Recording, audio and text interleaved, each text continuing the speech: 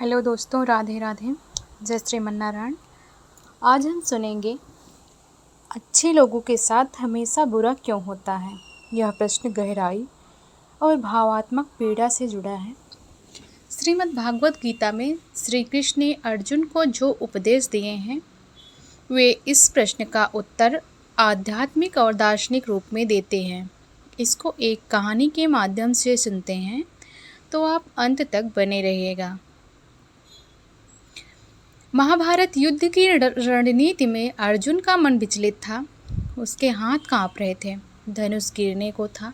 सामने अपने ही भाई, गुरु और मित्र खड़े थे, जिन्हें मारना धर्म का नहीं अधर्म का कार्य लग रहा था।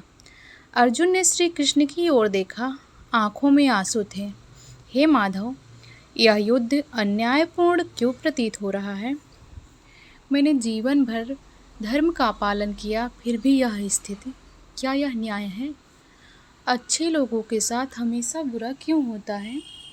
श्री कृष्ण मुस्कुराए, शांत स्वर में बोले, हे पार्थ, तेरे प्रश्न गहरे हैं, उत्तर भी उतना ही गहन है।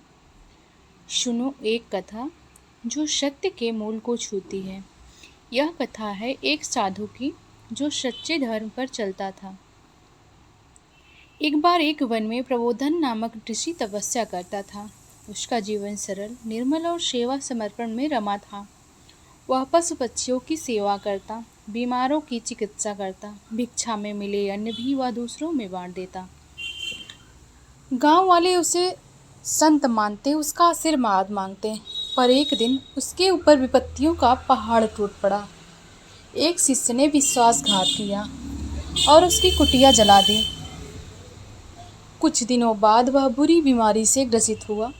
गांव वालों ने प्रश्न किया, इतने अच्छे कर्म का यह फल? क्या ईश्वर भी अन्याय करते हैं? उसी रात श्री कृष्ण स्वयं प्रकट हुए उनके स्वप्न में और बोले, हे माधव, हे प्रबोधन, यह तेरा कर्मों का उत्तर है। तेरे पिछले जन्म में अधूरे कर्म थे, कुछ अपूर्ण संकल्प, जिन्हें इस जन्म में तू पूर्ण कर रहा है। जो आत्मा सच्चे मार्ग पर होती है उस पर ईश्वर सबसे पहले ध्यान देते हैं और उसे तपा कर निखार कर अपने पास लाते हैं।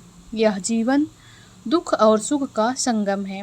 जो इन दोनों को समभाव से सह सके वही ज्ञानी है। अर्जुन ने पूछा, तो क्या हम सब कठपुतली हैं कर्मों के? क्या कोई मुक्ति नहीं इन दुखों से? श्री कृष्ण बोले, नहीं पार्थ, तू स्वतंत्र है कर्म करने में, पर उसका फल को तू नहीं नियंत्रित कर सकता। कर्म का फल तत्कालीन नहीं होता, वह समय लेकर आता है। और अच्छे कर्मों का फल भी यदि तुझे दुख के रूप में मिले तो समझना वह तुझे ऊपर उठाने आया है। ध्यान कर, अग्नि में सोना तपता है, पर वही सोना सबसे शुद्ध और कीमती बनता है। अर्जुन ने पूछा, तो क्या यह युद्ध मेरी अग्नि परीक्षा है? श्री कृष्ण बोले, हाँ पार्थ, यह युद्ध धर्म की रक्षा हेतु है। तुझे अपने मोह को त्याग कर न्याय के लिए खड़ा होना है। भले ही तू धर्मी है, तुझे भी युद्ध लड़ना होगा, क्योंकि धर्म की रक्षा तभी होती है जब धर्म पर आघात होता है।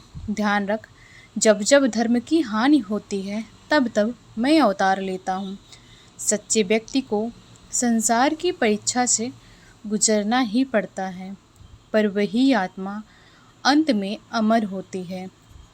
वर्षों बाद प्रबोधन ऋषि ने शरीर त्याग दिया और उनका पुनर्जन्म एक राजकुमार के रूप में हुआ।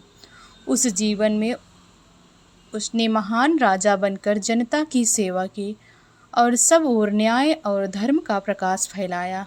यह उसके तप, सहनशीलता और सत्य के मार्ग की परिणति थी। अच्छे लोगों को जो कष्ट मिलते हैं वे खाली नहीं जाते। श्री कृष्ण का अंतिम उपदेश, हे अर्जुन, अच्छे लोग दूसरों के दुख भी अपने में समेट लेते हैं, इसलिए उनके हिस्से में अधिक आता है। पर याद रख, ईश्वर उनकी एक बूंद आह भी व्यर्थ नहीं जाने देते।